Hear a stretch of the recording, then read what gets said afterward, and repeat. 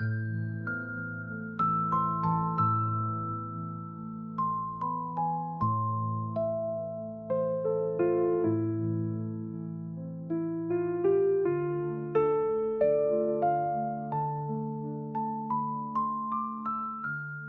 Harrington's Washing, an Ashenden spy detective story by Somerset Maugham.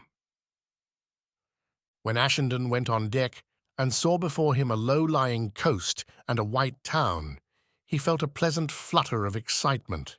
It was early, and the sun had not long risen, but the sea was glassy and the sky was blue.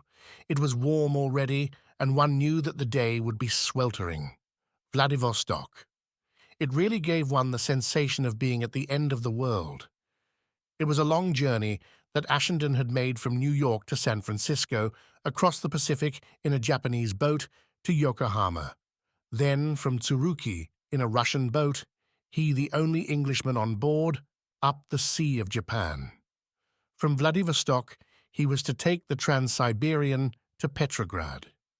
It was the most important mission that he had ever had, and he was pleased with the sense of responsibility that it gave him. He had no one to give him orders, unlimited funds. He carried in a belt, next to his skin bills of exchange for a sum so enormous that he was staggered when he thought of them. And though he had been set to do something that was beyond human possibility, he did not know this and was prepared to set about his task with confidence. He believed in his own astuteness. Though he had both esteem and admiration for the sensibility of the human race, he had little respect for their intelligence. Man has always found it easier to sacrifice his life than to learn the multiplication table. Ashenden did not much look forward to 10 days on a Russian train, and in Yokohama he had heard rumors that in one or two places bridges had been blown up and the line cut. He was told that the soldiers, completely out of hand, would rob him of everything he possessed and turn him out on the steppe to shift for himself. It was a cheerful prospect, but the train was certainly starting, and whatever happened later, and Ashenden had always a feeling that things never turned out as badly as you expected, he was determined to get a place on it. His intention on landing was to go at once to the British consulate and find out what arrangements had been made for him. But as they neared the shore, and he was able to discern the untidy and bedraggled town, he felt not a little forlorn. He knew but a few words of Russian. The only man on the ship who spoke English was the purser, and though he promised Ashenden to do anything he could to help him, Ashenden had the impression that he must not too greatly count upon him. It was a relief then, when they docked, to have a young man, small and with a mop of untidy hair, obviously a Jew, come up to him and ask if his name was Ashenden. "Mine is Benedict. I'm the interpreter at the British consulate. I've been told to look after you. We've got you a place on the train tonight." Ashenden's spirits went up. They landed. The little Jew looked after his luggage and had his passport examined, and then, getting into a car that waited for them, they drove off to the consulate. "I've had instructions to offer you every facility," said the consul, "and you've only got to tell me what you want. I've fixed you up all right on the train, but God knows if you'll ever get to Petrograd. Oh, by the way, I've got a traveling companion for you. He's a man called Harrington, an American, and he's going to Petrograd for a firm in Philadelphia. He's trying to fix up some deal with the provisional government." "What's he like?" asked Ashenden. "Oh, he's all right. I wanted him to come with the American consul to luncheon, but they've gone for an excursion in the country. You must get to the station a couple of hours before the train starts. There's always an awful scrimmage, and if you're not there in good time, someone will pinch your seat." The train started at midnight, and Ashenden dined with Benedict at the station restaurant, which was, it appeared, the only place in that slatternly town where you could get a decent meal. It was crowded. The service was intolerably slow. Then they went on to the platform where, though they had still 2 hours to spare, there was already a seething mob. Whole families, sitting on piles of luggage, seemed to be camped there. People rushed to and fro or stood in little groups violently arguing. Women screamed. Others were silently weeping. Here 2 men were engaged in a fierce quarrel. It was a scene of indescribable confusion. The light in the station was wan and cold, and the white faces of all those people were like the white faces of the dead, waiting, patient or anxious, distraught or penitent, for the judgment of the last day. The train was made up, and most of the carriages were already filled to overflowing. When at last Benedict found that in which Ashenden had his place, a man sprang out of it excitedly. "Come in and sit down," he said. "I've had the greatest difficulty in keeping your seat. A fellow wanted to come in here with a wife and 2 children. My consul has just gone off with him to see the station master." "This is Mr. Harrington," said Benedict. Ashenden stepped into the carriage. It had 2 berths in it. The porter stowed his luggage away. He shook hands with his travelling companion. Mr. John Quincy Harrington was a very thin man of somewhat less than middle height. He had a yellow, bony face with large, pale blue eyes, and when he took off his hat to wipe his brow wet from the perturbation he had endured, he showed a large, bald skull. It was very bony, and the ridges and protuberances stood out disconcertingly. He wore a bowler hat, a black coat and waistcoat, and a pair of striped trousers, a very high white collar, and a neat, unobtrusive tie. Ashenden did not know precisely how you should dress in order to take a 10 days' journey across Siberia, but he could not but think that Mr. Harrington's costume was eccentric. He spoke with precision in a high-pitched voice, and in an accent that Ashenden recognized as that of New England. In a minute, the station-master came accompanied by a bearded Russian, suffering evidently from profound emotion, and followed by a lady holding 2 children by the hand. The Russian, tears running down his face, was talking with quivering lips to the station-master, and his wife between her sobs was apparently telling him the story of her life. When they arrived at the carriage, the altercation became more violent, and Benedict joined in with his fluent Russian. Mr. Harrington did not know a word of the language, but being obviously of an excitable turn, broke in and explained in voluble English that these seats had been booked by the consuls of Great Britain and the United States respectively, and though he didn't know about the King of England, he could tell them straight, and they could take it from him that the President of the United States would never permit an American citizen to be done out of a seat on the train that he had duly paid for. He would yield to force, but to nothing else, and if they touched him, he would register a complaint with the consul at once. He said all this, and a great deal more, to the station-master, who of course had no notion what he was talking about, but with much emphasis and a good deal of gesticulation made him in reply a passionate speech. This roused Mr. Harrington to the utmost pitch of indignation, for shaking his fist in the station-master's face, his own pale with fury, he cried out, "Tell him I don't understand a word he says, and I don't want to understand. If the Russians want us to look upon them as a civilized people, why don't they talk a civilized language? Tell him that I am Mr. John Quincy Harrington, and I'm traveling on behalf of Messrs. Crewe and Adams of Philadelphia with a special letter of introduction to Mr. Kerensky, and if I'm not left in peaceful possession of this carriage, Mr. Crewe will take the matter up with the administration in Washington." Mr. Harrington's manner was so truculent and his gestures so menacing that the station-master, throwing up the sponge, turned on his heel without another word and walked moodily away. He was followed by the bearded Russian and his wife, arguing heatedly with him and the 2 apathetic children. Mr. Harrington jumped back into the carriage. "I'm terribly sorry to have to refuse to give up my seat to a lady with 2 children," he said.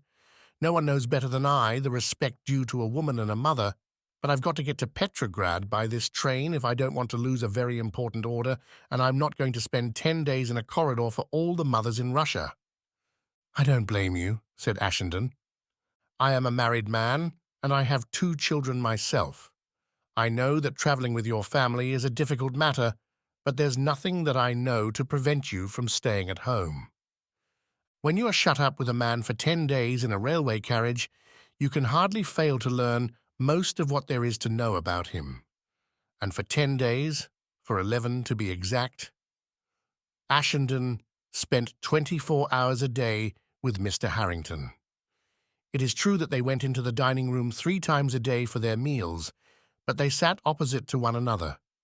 It is true that the train stopped for an hour morning and afternoon, so that they were able to have a tramp up and down the platform, but they walked side by side. Ashenden made acquaintance with some of his fellow travellers, and sometimes they came into the compartment to have a chat, but if they only spoke French or German, Mr. Harrington would watch them with acidulous disapproval, and if they spoke English, he would never let them get a word in. For Mr. Harrington was a talker. He talked as though it were a natural function of the human being, automatically, as men breathe or digest their food.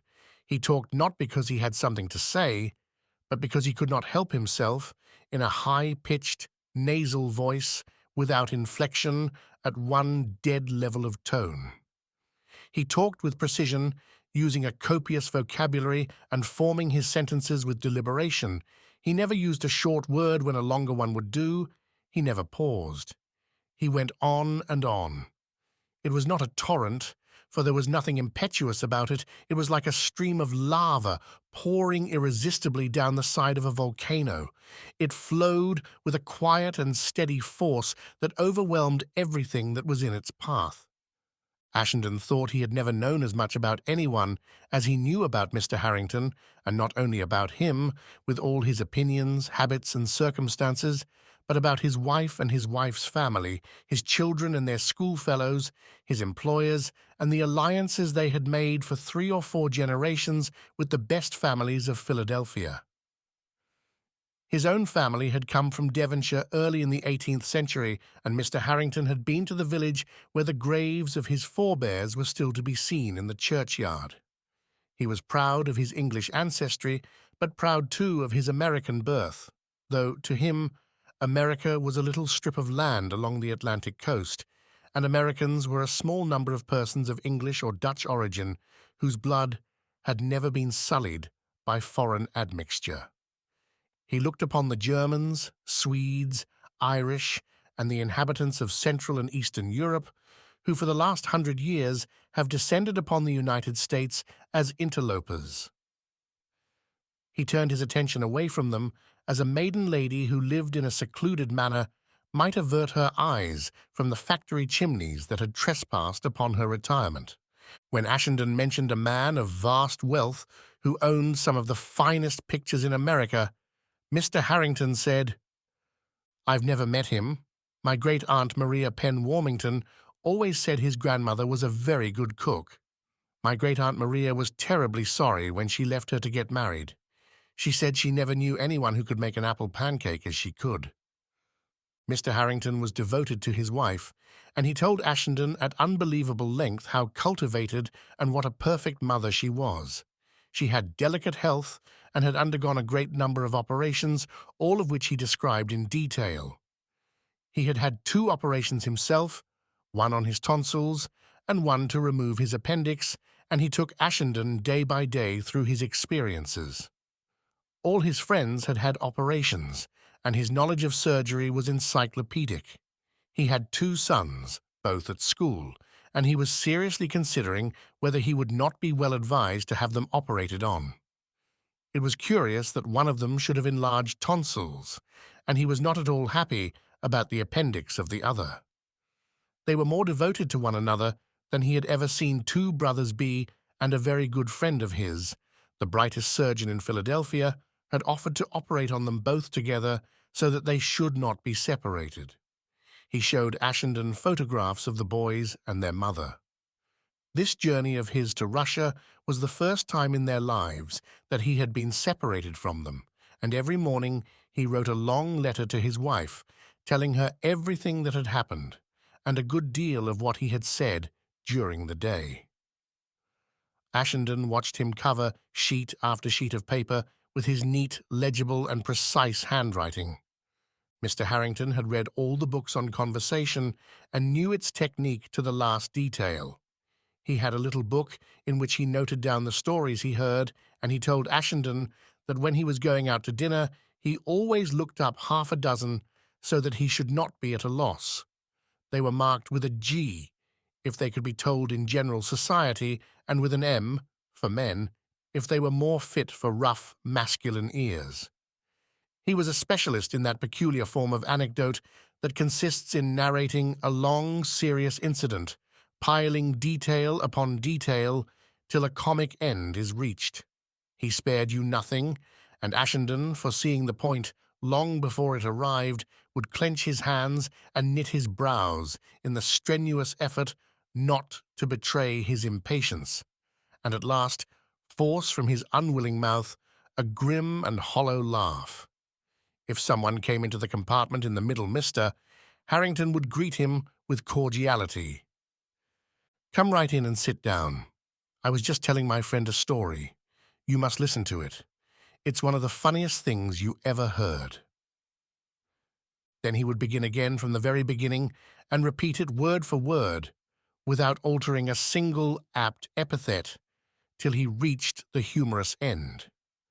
Ashenden suggested once that they should see whether they could find two people on the train who played cards, so that they might while away the time with a game of bridge. But Mr. Harrington said he never touched cards, and when Ashenden in desperation began to play patience, he pulled a wry face. "It beats me how an intelligent man can waste his time card-playing, and of all the unintellectual pursuits I have ever seen, it seems to me that solitaire is the worst. It kills conversation. Man is a social animal, and he exercises the highest part of his nature when he takes part in social intercourse." "There is a certain elegance in wasting time," said Ashenden. "Any fool can waste money, but when you waste time, you waste what is priceless. Besides," he added with bitterness, "you can still talk." "How can I talk when your attention is taken up by whether you are going to get a black 7 to put on a red 8? Conversation calls forth the highest powers of the intellect, and if you have made a study of it, you have the right to expect that the person you're talking to will give you the fullest attention he is capable of." He did not say this acrimoniously, but with the good-humored patience of a man who has been much tried. He was just stating a plain fact, and Ashenden could take it or leave it. It was the claim of the artist to have his work taken seriously. Mr. Harrington was a diligent reader. He read pencil in hand, underlining passages that attracted his attention, and on the margin making in his neat writing comments on what he read.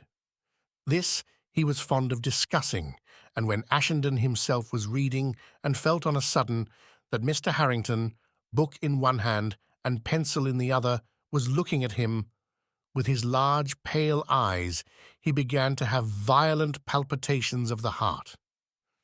He dared not look up.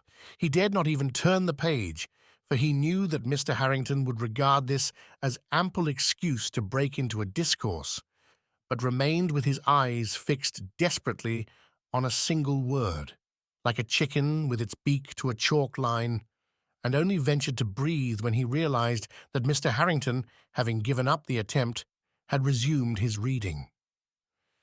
He was then engaged on a history of the American Constitution in 2 volumes, and for recreation was perusing a stout volume that purported to contain all the great speeches of the world.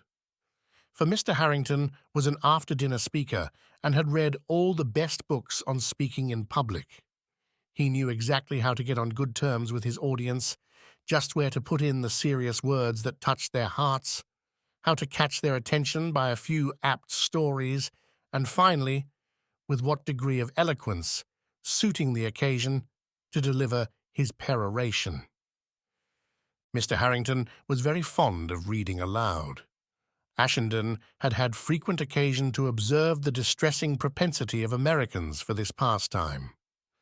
In hotel drawing-rooms at night after dinner, he had often seen the father of a family seated in a retired corner and surrounded by his wife, his 2 sons, and his daughter, reading to them.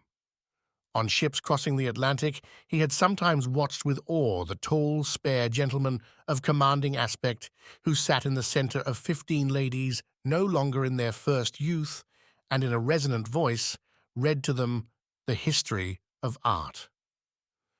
Walking up and down the promenade deck, he had passed honeymooning couples lying on deck chairs and caught the unhurried tones of the bride as she read to her young husband the pages of a popular novel. It had always seemed to him a curious way of showing affection.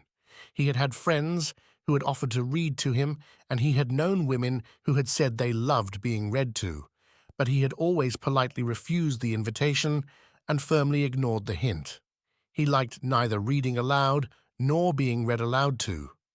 In his heart, he thought the national predilection for this form of entertainment the only flaw in the perfection of the American character. But the immortal gods love a good laugh at the expense of human beings, and now delivered him, bound and helpless, to the knife of the high priest. Mr. Harrington flattered himself that he was a very good reader, and he explained to Ashenden the theory and practice of the art. Ashenden learned that there were two schools, the dramatic and the natural. In the first, you imitated the voices of those who spoke, if you were reading a novel, and when the heroine wailed, you wailed, and when emotion choked her, you choked too. But in the other, you read as impassively as though you were reading the price list of a mail-order house in Chicago. This was the school Mr. Harrington belonged to. In the 17 years of his married life, he had read aloud to his wife and to his sons, as soon as they were old enough to appreciate them, the novels of Sir Walter Scott, Jane Austen, Dickens, the Bronte sisters, Thackeray, George Eliot, Nathaniel Hawthorne, and W.D. Howells. Ashenden came to the conclusion that it was second nature with Mr. Harrington to read aloud, and to prevent him from doing so made him as uneasy as cutting off his tobacco made the confirmed smoker. He would take you unawares. "Listen to this," he would say. "You must listen to this," as though he were suddenly struck by the excellence of a maxim or the neatness of a phrase. "Now just tell me if you don't think this is remarkably well put. It's only 3 lines. He read them, and Ashenden was willing to give him a moment's attention, but having finished them, without pausing for a moment to take breath, he went on. He went right on. On and on.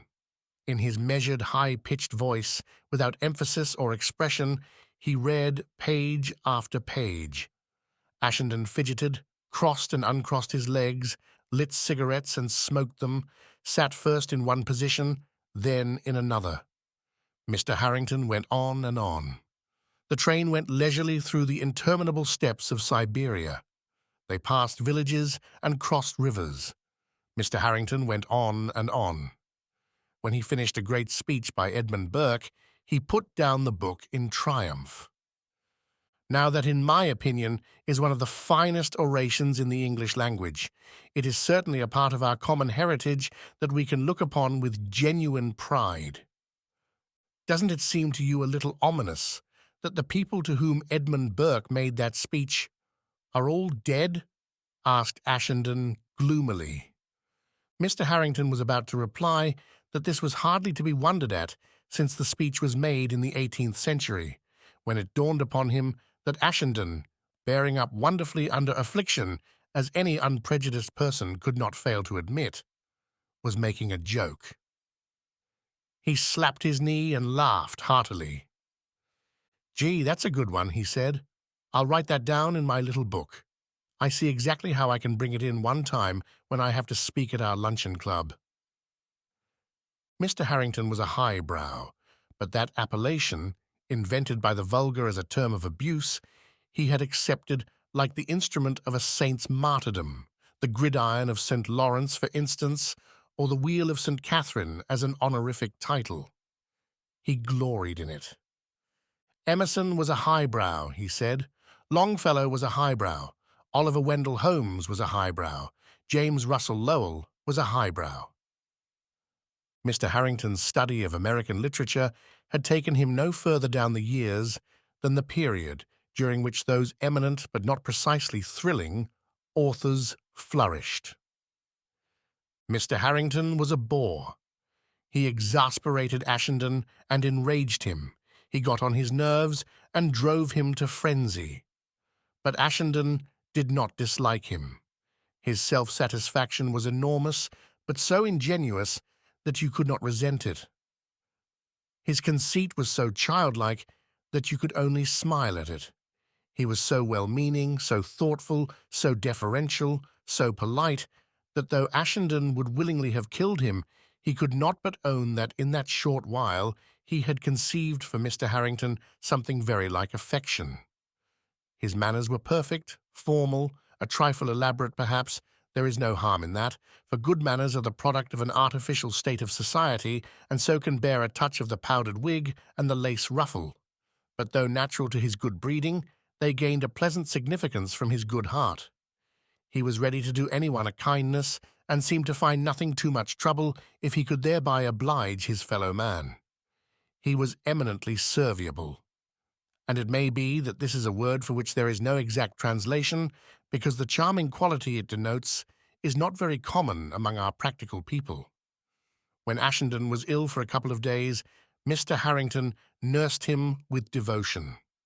Ashenden was embarrassed by the care he took of him, and though racked with pain, could not help laughing at the fussy attention with which Mr. Harrington took his temperature, from his neatly packed valise, extracted a whole regiment of tabloids, and firmly doctored him.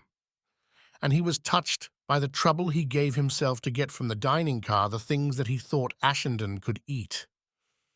He did everything in the world for him but stop talking.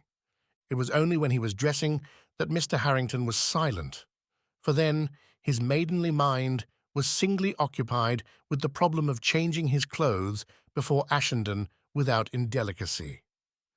He was extremely modest. He changed his linen every day, neatly taking it out of his suitcase and neatly putting back what was soiled. But he performed miracles of dexterity in order, during the process, not to show an inch of bare skin. After a day or two, Ashenden gave up the struggle to keep neat and clean in that dirty train, with one lavatory for the whole carriage, and soon was as grubby as the rest of the passengers. But Mr. Harrington refused to yield to the difficulties. He performed his toilet with deliberation, notwithstanding the impatient persons who rattled the door-handle, and returned from the lavatory every morning washed, shining and smelling of soap. Once dressed, in his black coat, striped trousers, and well-polished shoes, he looked as spruce as though he had just stepped out of his tidy little red-brick house in Philadelphia and was about to board the streetcar that would take him downtown to his office. At one point of the journey, it was announced that an attempt had been made to blow up a bridge, and that there were disturbances at the next station over the river. It might be that the train would be stopped and the passengers turned adrift or taken prisoner. Ashenden, thinking he might be separated from his luggage, took the precaution to change into his thickest clothes, so that if he had to pass the winter in Siberia, he need suffer as little as necessary from the cold. But Mr. Harrington would not listen to reason. He made no preparations for the possible experience, and Ashenden had the conviction that if he spent 3 months in a Russian prison, he would still preserve that smart and natty appearance. A troop of Cossacks boarded the train and stood on the platform of each carriage with their guns loaded, and the train rattled gingerly over the damaged bridge. Then they came to the station at which they had been warned of danger, put on steam, and dashed straight through it. Mr. Harrington was mildly satirical when Ashenden changed back into a light summer suit. Mr. Harrington was a keen businessman. It was obvious that it would need someone very astute to overreach him, and Ashenden was sure that his employers had been well advised to send him on this errand. He would safeguard their interests with all his might, and if he succeeded in driving a bargain with the Russians, it would be a hard one. His loyalty to his firm demanded that. He spoke of the partners with affectionate reverence. He loved them and was proud of them. But he did not envy them because their wealth was great. He was quite content to work on a salary and thought himself adequately paid, so long as he could educate his boys and leave his widow enough to live on. What was money to him? He thought it a trifle vulgar to be rich. He looked upon culture as more important than money.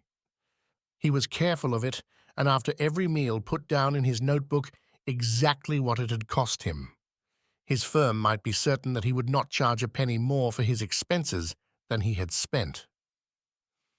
But having discovered that poor people came to the station at the stopping places of the train to beg, and seeing that the war had really brought them to destitution, he took care before each halt to supply himself with ample small change, and in a shamefaced way, mocking himself for being taken in by such impostors, distributed everything in his pocket. "Of course I know they don't deserve it," he said, "and I don't do it for them. I do it entirely for my own peace of mind. I should feel so terribly badly if I thought some man really was hungry and I'd refuse to give him the price of a meal." Mr. Harrington was absurd but lovable. It was inconceivable that anyone should be rude to him. It would have seemed as dreadful as hitting a child. And Ashenden, chafing inwardly but with a pretence of amiability, suffered meekly and with a truly Christian spirit the affliction of the gentle, ruthless creature's society. It took 11 days at that time to get from Vladivostok to Petrograd, and Ashenden felt that he could not have borne another day. If it had been 12, he would have killed Mr. Harrington. When at last, Ashenden tired and dirty, Mr. Harrington neat, sprightly and sententious, they reached the outskirts of Petrograd and stood at the window looking at the crowded houses of the city, Mr. Harrington turned to Ashenden and said, "Well, I never would have thought that 11 days in the train would pass so quickly. We've had a wonderful time. I've enjoyed your company, and I know you've enjoyed mine. I'm not going to pretend I don't know that I'm a pretty good conversationalist, but now we've come together like this, we must take care to stay together. We must see as much of one another as we can while I'm in Petrograd." "I shall have a great deal to do," said Ashenden. "I'm afraid my time won't be altogether my own." "I know," answered Mr. Harrington cordially. "I expect to be pretty busy myself, but we can have breakfast together anyway, and we'll meet in the evening and compare notes. It would be too bad if we drifted apart now." "Too bad," sighed Ashenden. When Ashenden found himself alone in his bedroom for the first time, he sat down and looked about him. It had seemed an age. He had not the energy to start immediately to unpack. How many of these hotel bedrooms had he known since the beginning of the war, grand or shabby, in one place and one land after another? It seemed to him that he had been living in his luggage for as long as he could remember. He was weary. He asked himself how he was going to set about the work that he had been sent to do. He felt lost in the immensity of Russia and very solitary. He had protested when he was chosen for this mission. It looked too large an order, but his protests were ignored. He was chosen not because those in authority thought him particularly suited for the job, but because there was no one to be found who was more suited. There was a knock at the door, and Ashenden, pleased to make use of the few words of the language he knew, called out in Russian. The door was opened. He sprang to his feet. Come in," he cried. "I'm awfully glad to see you." 3 men entered. He knew them by sight, since they had traveled in the same ship with him from San Francisco to Yokohama, but following their instructions, no communications had passed between them and Ashenden.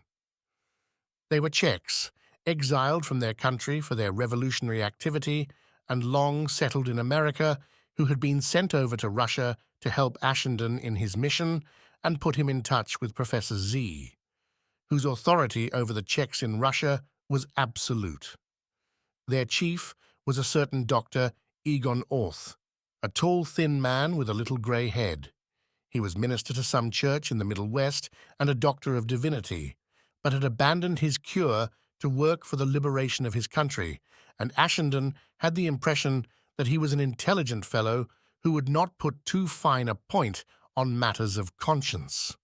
A parson with a fixed idea has this advantage over common men, that he can persuade himself of the Almighty's approval for almost any goings-on.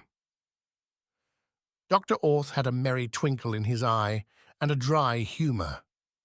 Ashenden had had 2 secret interviews with him in Yokohama and had learnt that Professor Z, though eager to free his country from the Austrian rule, and since he knew that this could only come about by the downfall of the Central Powers, with the Allies' body and soul, yet had scruples.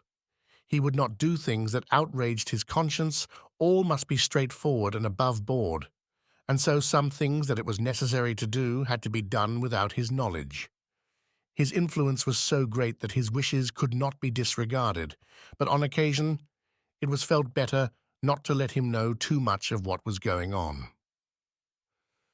Dr. Orth had arrived in Petrograd a week before Ashenden, and now put before him what he had learned of the situation. It seemed to Ashenden that it was critical, and if anything was to be done, it must be done quickly. The army was dissatisfied and mutinous. The government under the weak Kerensky was tottering and held power only because no one else had the courage to seize it. Famine was staring the country in the face, and already the possibility had to be considered that the Germans would march on Petrograd.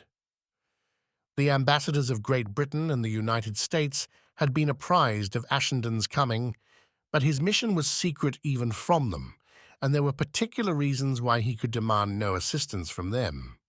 He arranged with Dr. Orth to make an appointment with Professor Z, so that he could learn his views and explain to him that he had the financial means to support any scheme that seemed likely to prevent the catastrophe that the Allied governments foresaw of Russia's making a separate peace.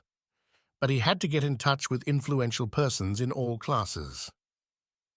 Mr. Harrington, with his business proposition and his letters to ministers of state, would be thrown in contact with members of the government, and Mr. Harrington wanted an interpreter. Dr. Orth spoke Russian almost as well as his own language, and it struck Ashenden that he would be admirably suited to the post. He explained the circumstances to him, and it was arranged that while Ashenden and Mr. Harrington were at luncheon, Dr. Orth should come in, greeting Ashenden as though he had not seen him before, and be introduced to Mr. Harrington.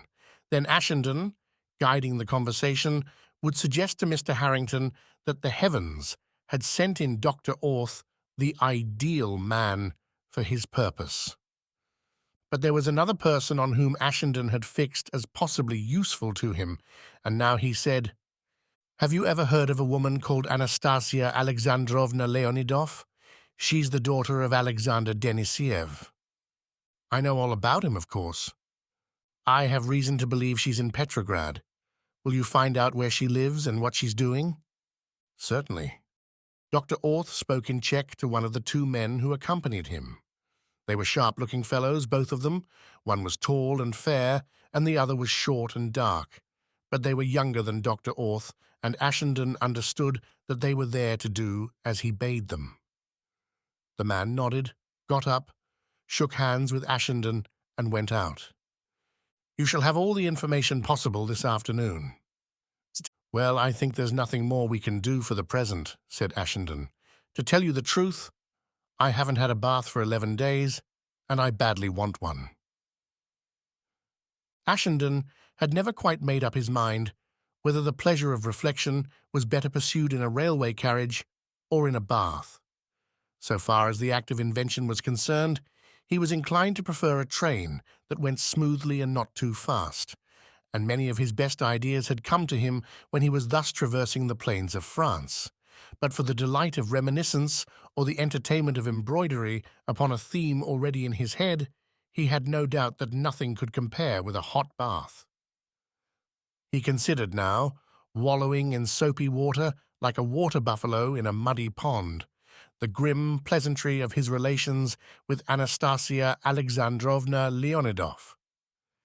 In these stories, no more than the barest suggestion has been made that Ashenden was capable on occasions of the passion ironically called tender. The specialists in this matter, those charming creatures who make a business of what philosophers know is but a diversion, assert that writers, painters, and musicians, all in short who are connected with the arts, in the relation of love, cut no very conspicuous figure. There is much cry, but little wool.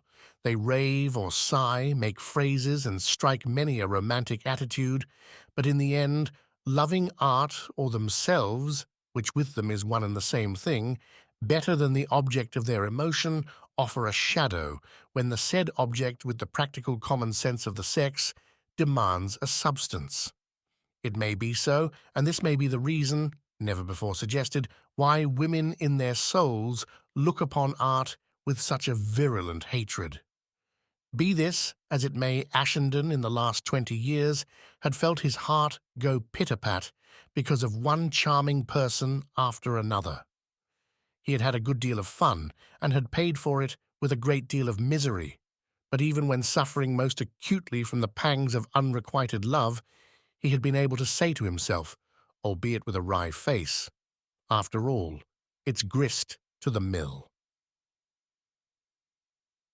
Anastasia Alexandrovna Leonidov was the daughter of a revolutionary who had escaped from Siberia after being sentenced to penal servitude for life and had settled in England.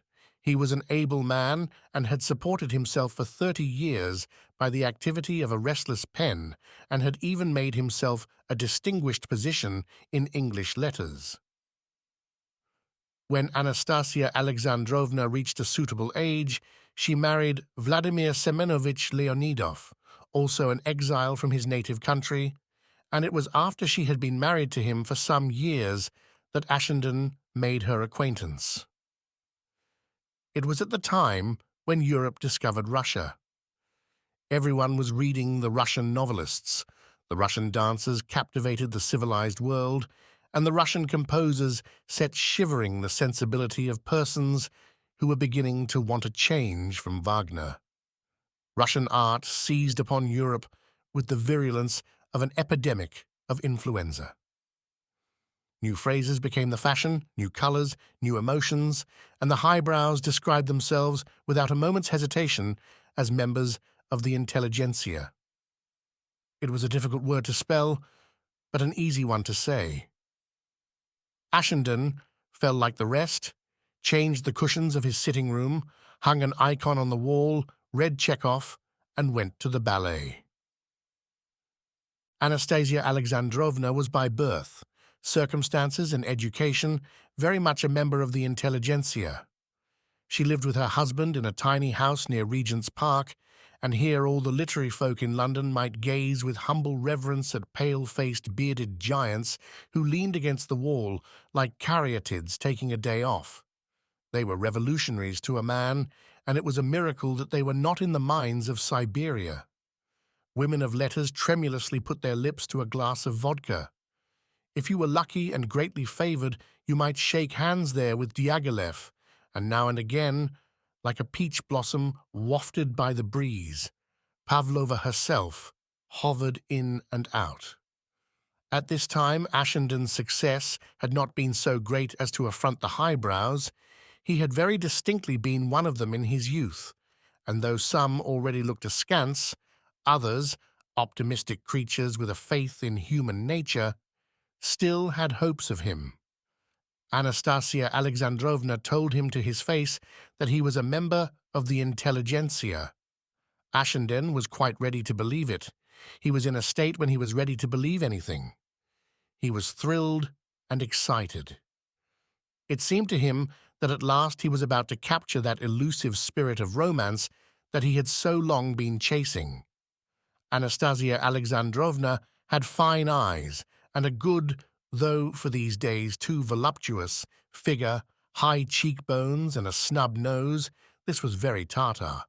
A wide mouth full of large square teeth and a pale skin.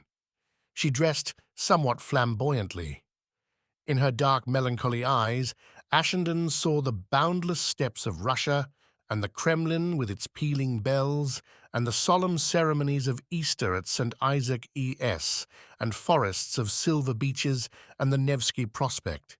It was astonishing how much he saw in her eyes. They were round and shining and slightly protuberant, like those of a Pekingese. They talked together of Alyosha in The Brothers Karamazov, of Natasha in War and Peace, of Anna Karenina, and of fathers and sons. Ashenden soon discovered that her husband was quite unworthy of her and presently learned that she shared his opinion. Vladimir Semenovitch was a little man with a large, long head that looked as though it had been pulled like a piece of licorice, and he had a great shock of unruly Russian hair.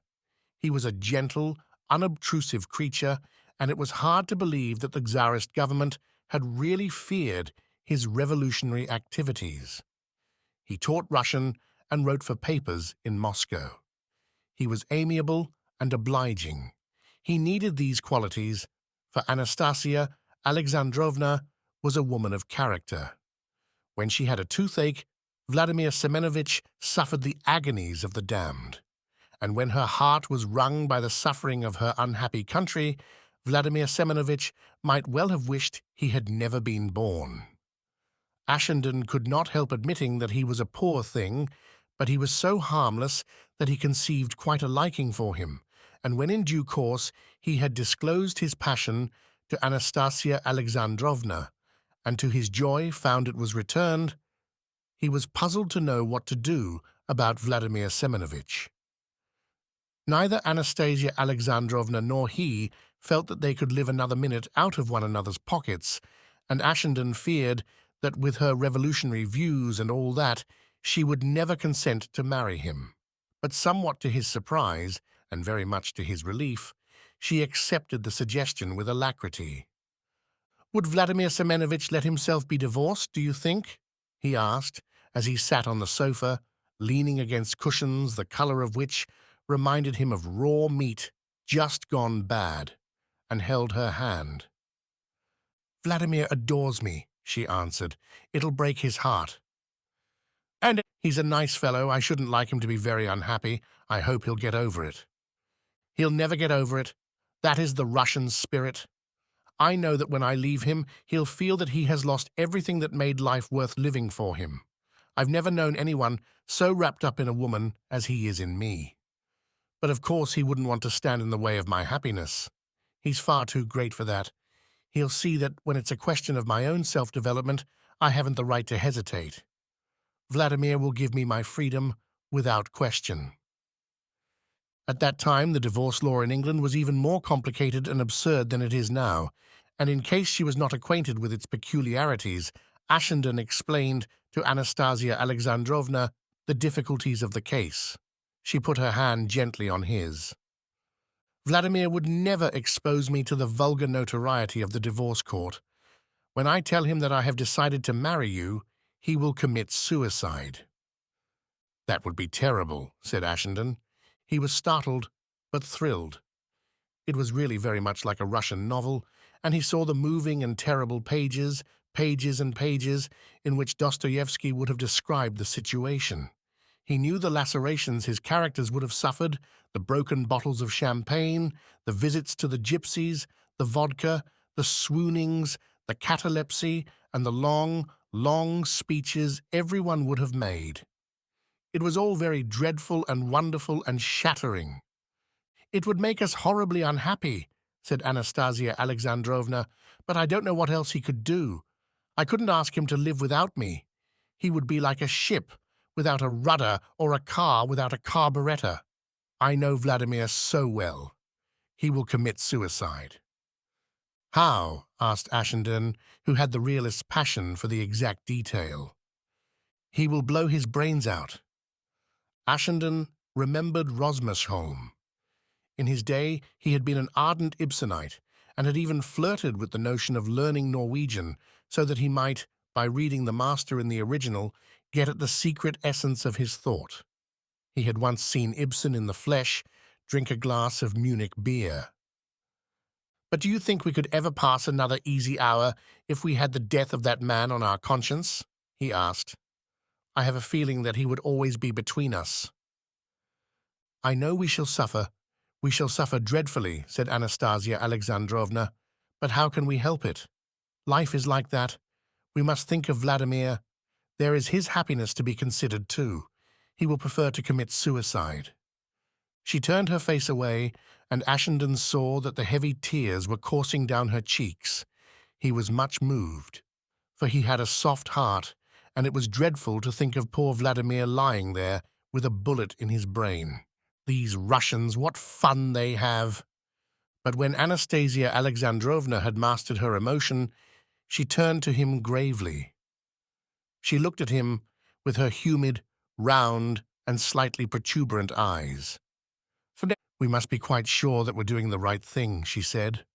"I should never forgive myself if I'd allowed Vladimir to commit suicide and then found I'd made a mistake.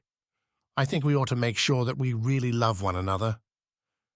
"But don't you know?" exclaimed Ashenden in a low, tense voice. "I know. Let's go over to Paris for a week and see how we get on. Then we shall know." Ashenden was a trifle conventional, and the suggestion took him by surprise, but only for a moment. Anastasia was wonderful. She was very quick, and she saw the hesitation that for an instant troubled him. "Surely you have no bourgeois prejudices?" she said. "Of course not," he assured her hurriedly, for he would much sooner have been thought knavish than bourgeois. "I think it's a splendid idea. Why should a woman hazard her whole life on a throw? It's impossible to know what a man is really like till you've lived with him. It's only fair to give her the opportunity to change her mind before it's too late." "Quite so," said Ashenden. Anastasia Alexandrovna was not a woman to let the grass grow under her feet, and so having made their arrangements forthwith on the following Saturday, they started for Paris. "I shall not tell Vladimir that I am going with you," she said. "It would only distress him."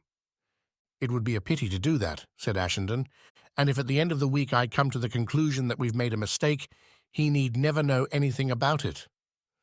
"Quite so," said Ashenden. They met at Victoria Station. "What class have you got?" she asked him. "First." "I'm glad of that. Father and Vladimir travel third on account of their principles, but I always feel sick on a train, and I like to be able to lean my head on somebody's shoulder. It's easier in a first-class carriage."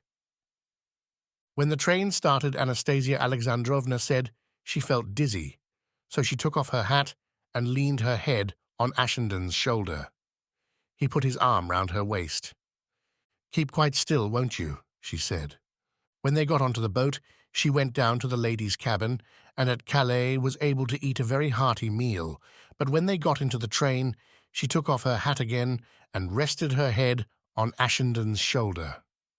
He thought he would like to read, and took up a book. "Do you mind not reading?" she said.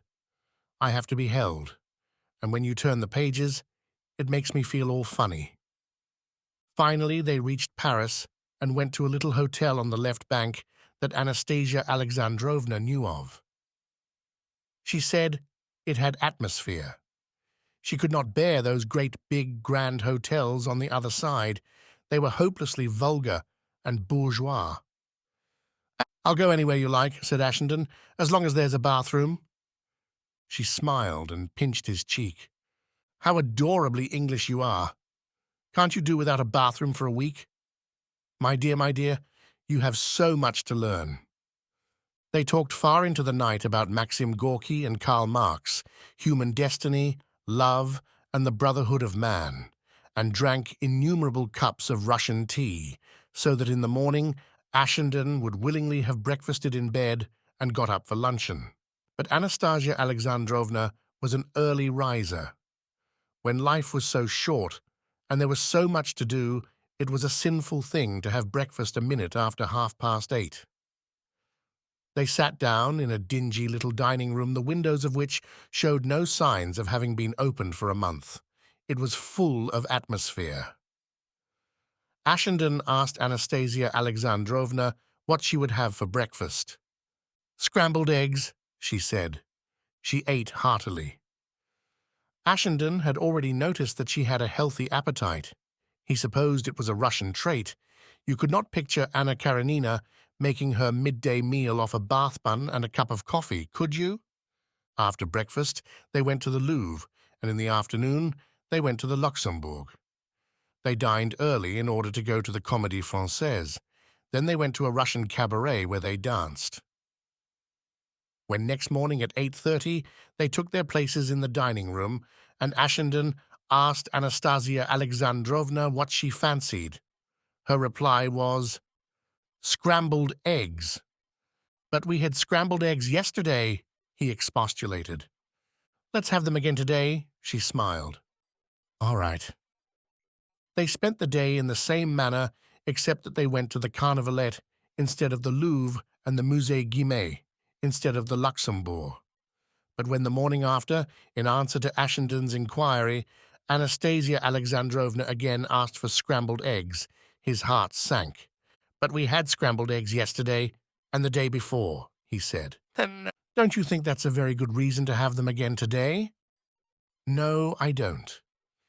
"Is it possible that your sense of humor is a little deficient this morning?" she asked. "I eat scrambled eggs every day. It's the only way I like them." "Oh, very well. In that case, of course, we'll have scrambled eggs." But the following morning he could not face them. "Will you have scrambled eggs as usual?" he asked her. "Of course." She smiled affectionately, showing him 2 rows of large, square teeth. "All right. I'll order them for you. I shall have mine fried." The smile vanished from her lips. "Oh?" She paused a moment. "Don't you think that's rather inconsiderate? Do you think it's fair to give the cook unnecessary work? You English, you're all the same. You look upon servants as machines. Does it occur to you that they have hearts like yours, the same feelings and the same emotions? How can you be surprised that the proletariat are seething with discontent when the bourgeoisie like you are so monstrously selfish? Do you really think that there'll be a revolution in England if I have my eggs in Paris fried rather than scrambled?" She tossed her pretty head in indignation. "You don't understand. It's the principle of the thing. You think it's a jest? Of course I know you're being funny. I can laugh at a joke as well as anyone. Chekhov was well known in Russia as a humorist. But don't you see what is involved? Your whole attitude is wrong. It's a lack of feeling. You wouldn't talk like that if you had been through the events of 1905 in Petersburg. When I think of the crowds in front of the Winter Palace kneeling in the snow while the Cossacks charged them, women and children, no, no, no." Her eyes filled with tears, and her face was all twisted with pain. She took Ashenden's hand. "I know you have a good heart. It was just thoughtless on your part, and we won't say anything more about it. You have imagination. You're very sensitive. I know. You'll have your eggs done in the same way as mine, won't you?" "Of course," said Ashenden. He ate scrambled eggs for breakfast every morning after that.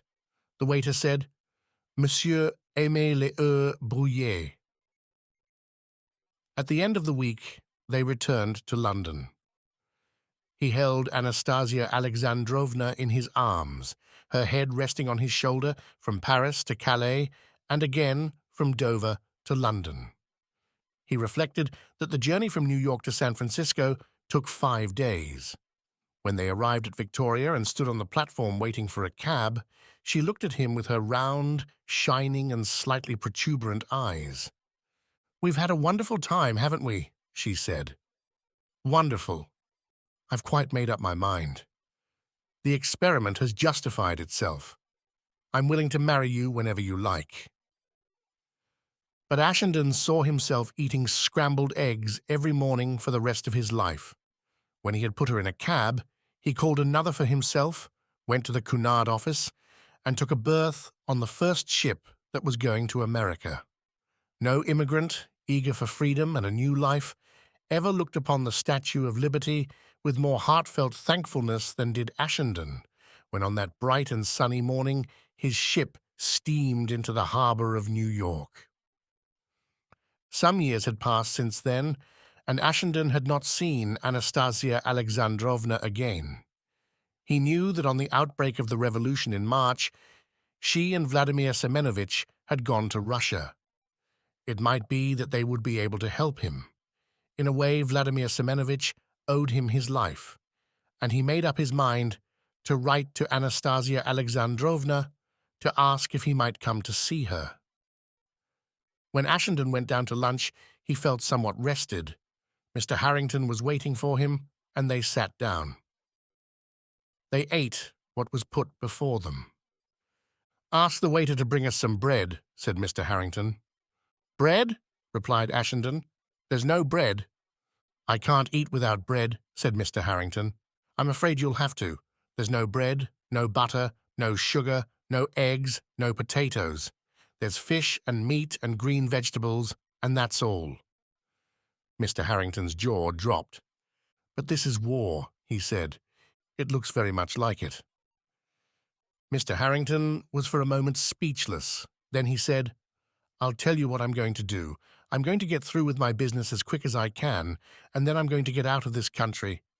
I'm sure Mrs. Harrington wouldn't like me to go without sugar or butter. I've got a very delicate stomach. The firm would never have sent me here if they'd thought I wasn't going to have the best of everything." In a little while, Dr. Egan Orth came in and gave Ashenden an envelope. On it was written Anastasia Alexandrovna's address. He introduced him to Mr. Harrington. It was soon clear that he was pleased with Dr. Egan Orth, and so without further ado, he suggested that here was the perfect interpreter for him. "He talks Russian like a Russian, but he's an American citizen so that he won't do you down. I've known him a considerable time, and I can assure you that he's absolutely trustworthy." Mr. Harrington was pleased with the notion, and after luncheon, Ashenden left them to settle the matter by themselves. He wrote a note to Anastasia Alexandrovna and presently received an answer to say that she was going to a meeting but would look in at his hotel about 7. He awaited her with apprehension. Of course, he knew now that he had not loved her, but Tolstoy and Dostoevsky, Rimsky-Korsakov, Stravinsky and Bakst. But he was not quite sure if the point had occurred to her. When between 8 and 1/2 she arrived, he suggested that she should join Mr. Harrington and him at dinner. The presence of a third party, he thought, would prevent any awkwardness their meeting might have. But he need not have had any anxiety. For 5 minutes after they had sat down to a plate of soup, it was borne in upon him that the feelings of Anastasia Alexandrovna towards him were as cool as were his towards her. It gave him a momentary shock. It is very hard for a man, however modest, to grasp the possibility that a woman who has once loved him may love him no longer, and though, of course, he did not imagine that Anastasia Alexandrovna had languished for 5 years with a hopeless passion for him, he did think that by a heightening of colour, a flutter of the eyelashes, or a quiver of the lips, she would betray the fact that she had still a soft place in her heart for him. Not at all. She talked to him as though he were a friend she was very glad to see again after an absence of a few days, but whose intimacy with her was purely social. He asked after Vladimir Semenovitch. "He has been a disappointment to me," she said. "I never thought he was a clever man, but I thought he was an honest one. He's going to have a baby." Mr. Harrington, who was about to put a piece of fish into his mouth, stopped, his fork in the air, and stared at Anastasia Alexandrovna with astonishment. In extenuation, it must be explained that he had never read a Russian novel in his life. Ashenden, slightly perplexed too, gave her a questioning look. "I'm not the mother," she said with a laugh. "I am not interested in that sort of thing. The mother is a friend of mine and a well-known writer on political economy. I do not think her views are sound, but I should be the last to deny that they deserve consideration. She has a good brain, quite a good brain." She turned to Mr. Harrington. "Are you interested in political economy?" For once in his life, Mr. Harrington was speechless. Anastasia Alexandrovna gave them her views on the subject, and they began to speak on the situation in Russia. She seemed to be on intimate terms with the leaders of the various political parties, and Ashenden made up his mind to sound her on the possibility of her working with him. His infatuation had not blinded him to the fact that she was an extremely intelligent woman. After dinner, he told Mr. Harrington that he wished to talk business with Anastasia Alexandrovna and took her to a retired corner of the lounge. He told her all he thought necessary and found her interested and anxious to help. She had a passion for intrigue and a desire for power. When he hinted that he had command of large sums of money, she saw at once that through him she might acquire an influence in the affairs of Russia. It tickled her vanity. She was immensely patriotic, but like many patriots, she had an impression that her own aggrandizement tended to the good of her country. When they parted, they had come to a working agreement. "That was a very remarkable woman," said Mr. Harrington next morning when they met at breakfast. "Don't fall in love with her," smiled Ashenden. This, however, was not a matter on which Mr. Harrington was prepared to jest. "I have never looked at a woman since I married Mrs. Harrington," he said. "That husband of hers must be a bad man." "I could do with a plate of scrambled eggs," said Ashenden irrelevantly, for their breakfast consisted of a cup of tea without milk and a little jam instead of sugar. With Anastasia Alexandrovna to help him and Dr. Orth in the background, Ashenden set to work. Things in Russia were going from bad to worse. Kerensky, the head of the provisional government, was devoured by vanity and dismissed any minister who gave evidence of a capacity that might endanger his own position. He made speeches. He made endless speeches.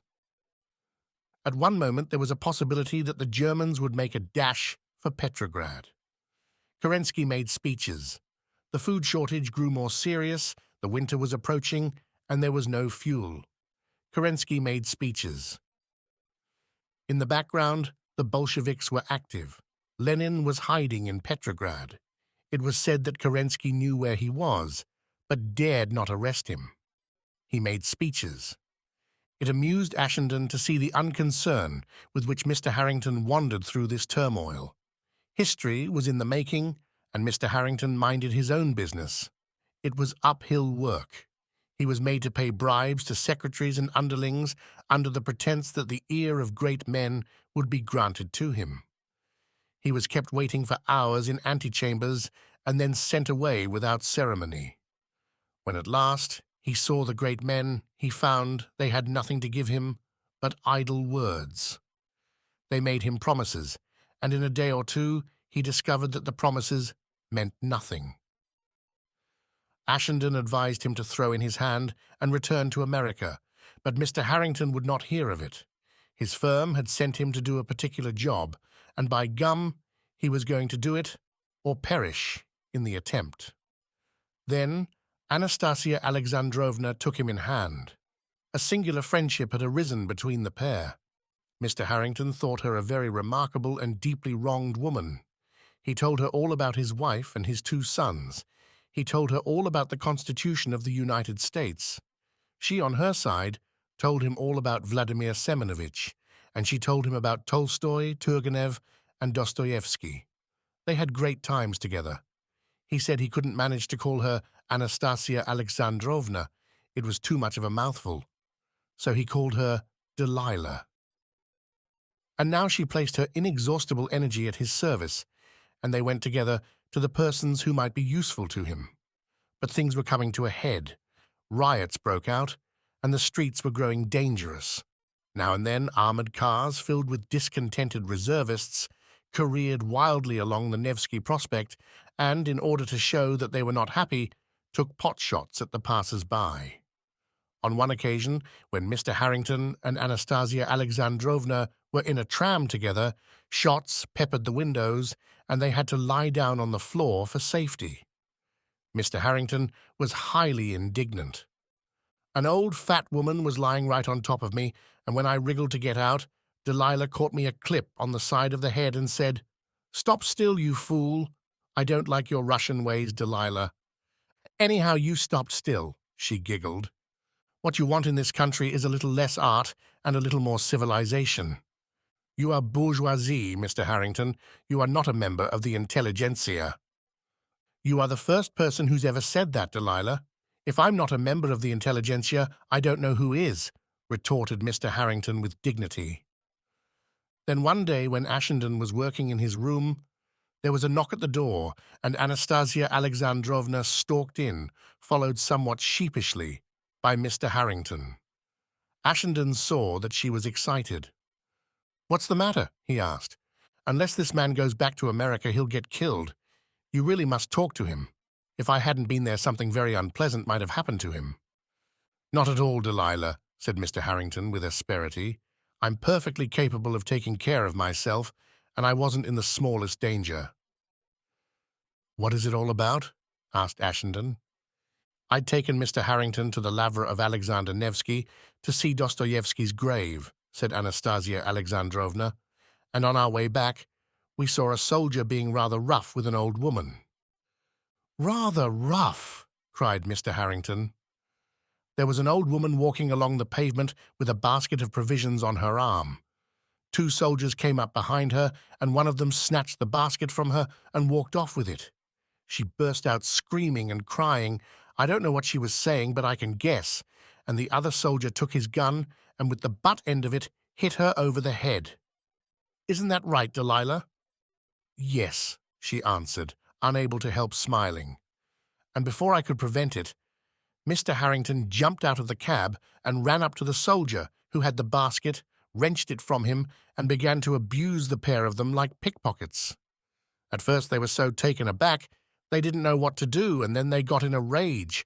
I ran after Mr. Harrington and explained to them that he was a foreigner and drunk." "Drunk?" cried Mr. Harrington. "Yes, drunk. Of course a crowd collected. It looked as though it wasn't going to be very nice." Mr. Harrington smiled with those large, pale blue eyes of his. "It sounded to me as though you were giving them a piece of your mind, Delilah. It was as good as a play to watch you." "Don't be stupid, Mr. Harrington," cried Anastasia in a sudden fury, stamping her foot. "Don't you know that those soldiers might very easily have killed you and me too, and not one of the bystanders would have raised a finger to help us?" "Me?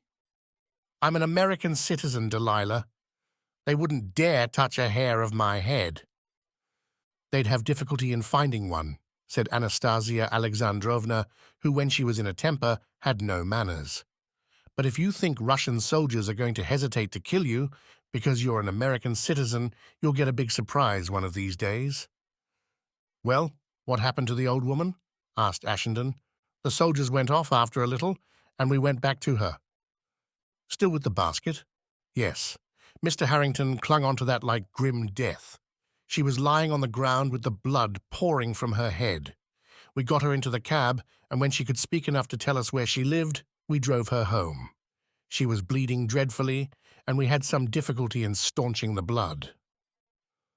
Anastasia Alexandrovna gave Mr. Harrington an odd look, and to his surprise, Ashenden saw him turn scarlet. "What's the matter now?" "You see, we had nothing to bind her up with. Mr. Harrington's handkerchief was soaked. There was only one thing about me that I could get off quickly, and so I took off my—" But before she could finish, Mr. Harrington interrupted her. "You need not tell Mr. Ashenden what you took off. I'm a married man, and I know ladies wear them, but I see no need to refer to them in general society." Anastasia Alexandrovna giggled. "Then you must kiss me, Mr. Harrington. If you don't, I shall say." Mr. Harrington hesitated a moment, considering evidently the pros and cons of the matter, but he saw that Anastasia Alexandrovna was determined. "Go on, then. You may kiss me, Delilah, though I'm bound to say I don't see what pleasure it can be to you." She put her arms round his neck and kissed him on both cheeks, then, without a word of warning, burst into a flood of tears. "You're a brave little man, Mr. Harrington. You're absurd but magnificent," she sobbed. Mr. Harrington was less surprised than Ashenden would have expected him to be. He looked at Anastasia with a thin, quizzical smile and gently patted her. "Come, come, Delilah. Pull yourself together. It gave you a nasty turn, didn't it? You're quite upset. I shall have terrible rheumatism in my shoulder if you go on weeping all over it." The scene was ridiculous and touching. Ashenden laughed, but he had the beginnings of a lump in his throat. When Anastasia Alexandrovna had left them, Mr. Harrington sat in a brown study. "They're very queer, these Russians. Do you know what Delilah did?" he said suddenly. "She stood up in the cab, in the middle of the street, with people passing on both sides, and took her pants off. She tore them in two and gave me one to hold while she made a bandage of the other. I was never so embarrassed in my life." "Tell me what gave you the idea of calling her Delilah," smiled Ashenden. Mr. Harrington reddened a little. "She's a very fascinating woman, Mr. Ashenden. She's been deeply wronged by her husband, and I naturally felt a great deal of sympathy for her. These Russians are very emotional people, and I did not want her to mistake my sympathy for anything else. I told her I was very much attached to Mrs. Harrington." "You're not under the impression that Delilah was Potiphar's wife?" asked Ashenden. "I don't know what you mean by that, Mr. Ashenden," replied Mr. Harrington. "Mrs. Harrington has always given me to understand that I'm very fascinating to women, and I thought if I called our little friend Delilah, it would make my position quite clear." "I don't think Russia's any place for you, Mr. Harrington," said Ashenden, smiling. "If I were you, I'd get out of it as quick as I could." "I can't go now. I've got them to agree to my terms at last, and we're going to sign next week. Then I shall pack my grip and go." "I wonder if your signatures will be worth the paper they're written on," said Ashenden. He had at length devised a plan of campaign. It took him 24 hours' hard work to code a telegram in which he put his scheme before the persons who had sent him to Petrograd. It was accepted, and he was promised all the money he needed. Ashenden knew he could do nothing unless the provisional government remained in power for another 3 months, but winter was at hand, and food was getting scarcer every day. The army was mutinous. The people clamored for peace. Every evening at the Europe Ashenden drank a cup of chocolate with Professor Z and discussed with him how best to make use of his devoted Czechs. Anastasia Alexandrovna had a flat in a retired spot, and here he had meetings with all manner of persons. Plans were drawn up, measures were taken. Ashenden argued, persuaded, promised. He had to overcome the vacillation of one and wrestle with the fatalism of another. He had to judge who was resolute and who was self-sufficient, who was honest and who was infirm of purpose. He had to curb his impatience with the Russian verbosity. He had to be good-tempered with people who were willing to talk of everything but the matter in hand. He had to listen sympathetically to ranting and rhodomontade. He had to beware of treachery. He had to humor the vanity of fools and elude the greed of the ambitious. Time was pressing. The rumors grew hot, and many of the activities of the Bolsheviks. Kerensky ran hither and thither like a frightened hen. Then the blow fell. On the night of November 7th, 1917, the Bolsheviks rose, Kerensky's ministers were arrested, and the Winter Palace was sacked by the mob.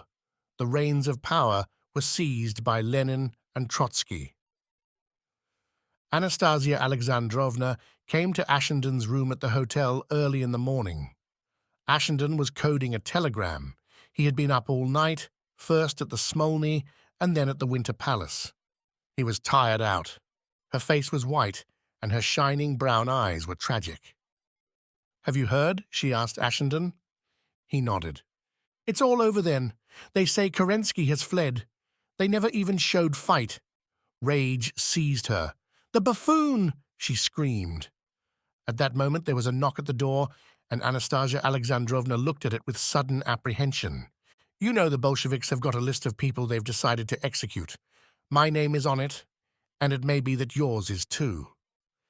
"If it's they and they want to come in, they only have to turn the handle," said Ashenden, smiling, but with ever so slightly odder feeling at the pit of his stomach. "Come in." The door was opened, and Mr. Harrington stepped into the room. He was as dapper as ever, in his short black coat and striped trousers, his shoes neatly polished, and a derby on his bald head.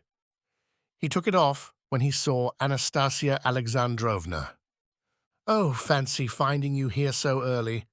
I looked in on my way out. I wanted to tell you my news. I tried to find you yesterday evening but couldn't. You didn't come in to dinner." "No, I was at a meeting," said Ashenden. "You must both congratulate me. I got my signatures yesterday, and my business is done."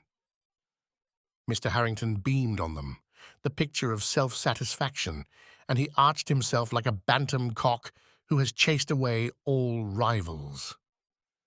Anastasia Alexandrovna burst into a sudden shriek of hysterical laughter. He stared at her in perplexity. "Why, Delilah, what is the matter?" he said. Anastasia laughed till the tears ran from her eyes and then began to sob in earnest. Ashenden explained. "The Bolsheviks have overthrown the government. Kerensky's ministers are in prison. The Bolsheviks are out to kill. Delilah says her name is on the list. Your minister signed your documents yesterday because he knew it did not matter what he did then. Your contracts are worth nothing. The Bolsheviks are going to make peace with Germany as soon as they can." Anastasia Alexandrovna had recovered her self-control as quickly as she had lost it. "You had better get out of Russia as soon as you can, Mr. Harrington. It's no place for a foreigner now, and it may be that in a few days you won't be able to." Mr. Harrington looked from one to the other.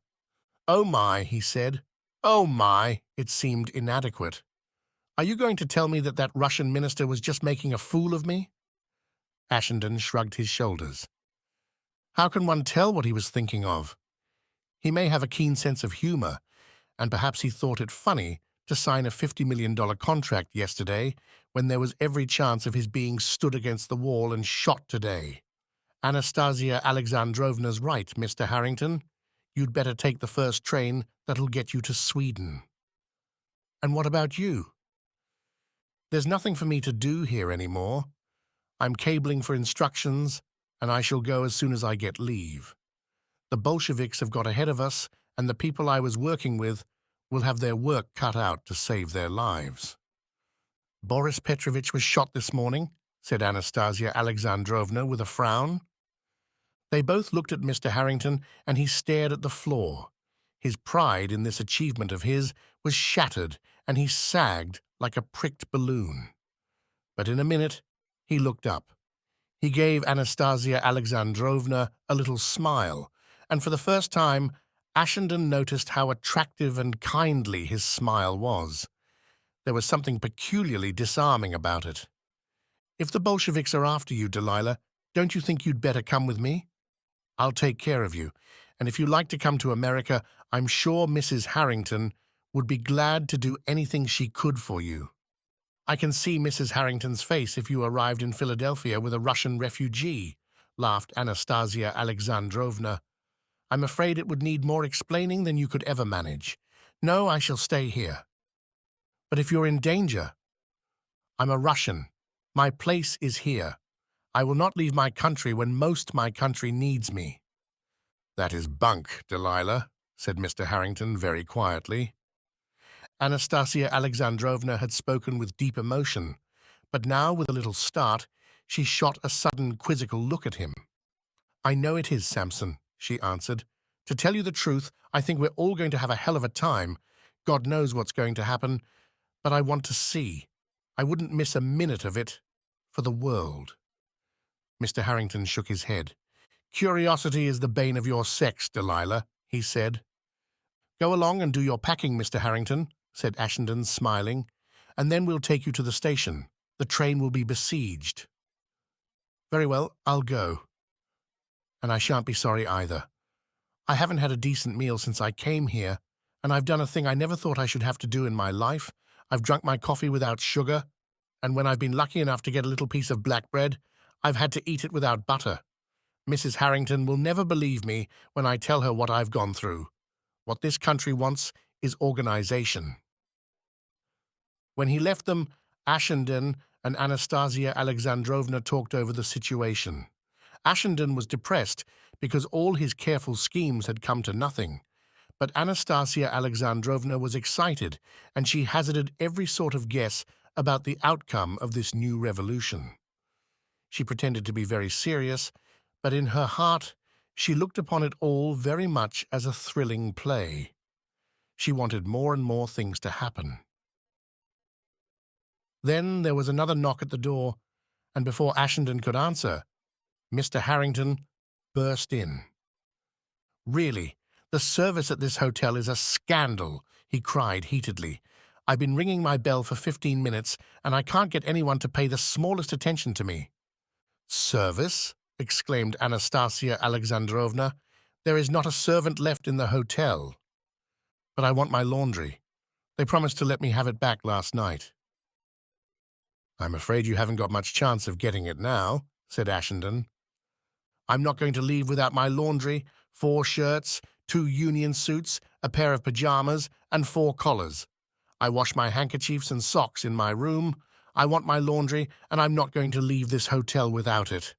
"Don't be a fool," cried Ashenden. "What you've got to do is to get out of here while the going's good. If there are no servants to get it, you'll just have to leave your washing behind you." "Pardon me, sir. I shall do nothing of the kind. I'll go and fetch it myself. I've suffered enough at the hands of this country, and I'm not going to leave 4 perfectly good shirts to be worn by a lot of dirty Bolsheviks. No, sir, I do not leave Russia till I have my laundry." Anastasia Alexandrovna stared at the floor for a moment, then, with a little smile, looked up. It seemed to Ashenden that there was something in her that responded to Mr. Harrington's futile obstinacy. In her Russian way, she understood that Mr. Harrington could not leave Petrograd without his washing. His insistence had given it the value of a symbol. "I'll go downstairs and see if I can find anybody about who knows where the laundry is, and if I can, I'll go with you and you can bring your washing away with you." Mr. Harrington unbent. He answered with that sweet and disarming smile of his. "That's terribly kind of you, Delilah. I don't mind if it's ready or not. I'll take it just as it is." Anastasia Alexandrovna left them. "Well, what do you think of Russia and the Russians now?" Mr. Harrington asked Ashenden. "I'm fed up with them. I'm fed up with Tolstoy. I'm fed up with Turgenev and Dostoevsky. I'm fed up with Chekhov. I'm fed up with the intelligentsia. I hanker after people who know their mind from one minute to another, who mean what they say an hour after they've said it, whose word you can rely on. I'm sick of fine phrases and oratory and attitudinizing." Ashenden, bitten by the prevailing ill, was about to make a speech when he was interrupted by a rattle as of peas on a drum. In the city, so strangely silent, it sounded abrupt and odd. "What's that?" asked Mr. Harrington. "Rifle firing. On the other side of the river, I should think." Mr. Harrington gave a funny little look. He laughed, but his face was a trifle pale. He did not like it, and Ashenden did not blame him. "I think it's high time I got out. I shouldn't so much mind for myself, but I've got a wife and children to think of. I haven't had a letter from Mrs. Harrington for so long I'm a bit worried." He paused an instant. "I'd like you to know Mrs. Harrington. She's a very wonderful woman. She's the best wife a man ever had. Until I came here, I'd not been separated from her for more than 3 days since we were married." Anastasia Alexandrovna came back and told them that she had found the address. "It's about 40 minutes' walk from here, and if you'll come now, I'll go with you," she said. "I'm ready." "You'd better look out," said Ashenden. "I don't believe the streets are very healthy today." Anastasia Alexandrovna looked at Mr. Harrington. "I must have my laundry, Delilah," he said. "I should never rest in peace if I left it behind me, and Mrs. Harrington would never let me hear the last of it." "Come on, then." They set out, and Ashenden went on with the dreary business of translating into a very complicated code the shattering news he had to give. It was a long message, and then he had to ask for instructions upon his own movements. It was a mechanical job, and yet it was one in which you could not allow your attention to wander. The mistake of a single figure might make a whole sentence incomprehensible. Suddenly, his door was burst open, and Anastasia Alexandrovna flung into the room. She had lost her hat and was disheveled. She was panting. Her eyes were starting out of her head, and she was obviously in a state of great excitement. "Where's Mr. Harrington?" she cried. "Isn't he here?" "No." "Is he in his bedroom?" "I don't know." "Why, what's the matter?" "We'll go and look if you like." "Why didn't you bring him along with you?" They walked down the passage and knocked at Mr. Harrington's door. There was no answer. They tried the handle. The door was locked. "He's not there." They went back to Ashenden's room. Anastasia Alexandrovna sank into a chair. "Give me a glass of water, will you?" "I'm out of breath. I've been running." She drank the water Ashenden poured out for her. She gave a sudden sob. "I hope he's all right. I should never forgive myself if he was hurt. I was hoping he would have got here before me. He got his washing all right. We found the place. There was only an old woman there, and they didn't want to let us take it. But we insisted." Mr. Harrington was furious because it hadn't been touched. It was exactly as he had sent it. They'd promised it last night, and it was still in the bundle that Mr. Harrington had made himself. I said that was Russia, and Mr. Harrington said he preferred colored people. I'd led him by side streets because I thought it was better, and we started to come back again. We passed at the top of a street, and at the bottom of it I saw a little crowd. There was a man addressing them. "Let's go and hear what he's saying," I said. I could see they were arguing. It looked exciting. I wanted to know what was happening. "Come along, Delilah," he said. "Let us mind our own business. You go back to the hotel and do your packing. I'm going to see the fun," I said. I ran down the street and he followed me. There were about 200 or 300 people there, and a student was addressing them. There were some working men, and they were shouting at him. I love a row, and I edged my way into the crowd. Suddenly we heard the sound of shots, and before you could realize what was happening, 2 armored cars came dashing down the street. There were soldiers in them, and they were firing as they went. I don't know why. For fun, I suppose, or because they were drunk. We all scattered like a lot of rabbits. We just ran for our lives. I lost Mr. Harrington. I can't make out why he isn't here. Do you think something has happened to him?" Ashenden was silent for a while. "We'd better go out and look for him," he said. "I don't know why the devil he couldn't leave his washing." I understand so well." "That's a comfort," said Ashenden irritably. "Let's go."